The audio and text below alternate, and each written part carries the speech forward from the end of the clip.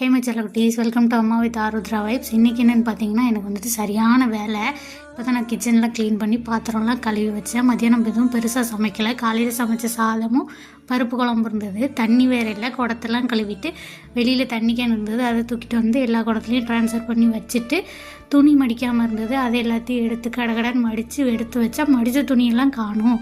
என்னடா மடித்த துணி திடீர்னு எங்கே போச்சுன்னு பார்த்தா நம்ம செல்லக்குட்டி சைட்லேருந்து எல்லா துணியும் தூக்கி தூக்கி கீழே போட்டுகிட்டே இருக்கா. இது என்னடா இது, இன்றைக்குள்ளே நமக்கு வேலை முடியாது போலன்ட்டு அதெல்லாத்தையும் எடுத்து வச்சுட்டு நான் போய் குளிச்சுட்டு ஃப்ரெஷ்ஷாகி வந்துட்டேன்.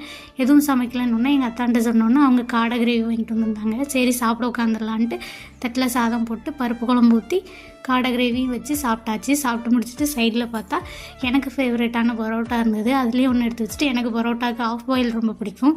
சரி நானே எஞ்சி போய் ஆஃப் பாயில் போட்டு வந்து இதையும் சேர்த்து வச்சு சாப்பிட்டாச்சு. இதே வைப்போட நாளைக்கு பார்க்கலாம். பாய். நம்மளோட சேனலை மறக்காமல் சப்ஸ்கிரைப் பண்ணிக்கோங்க. டாட்டா.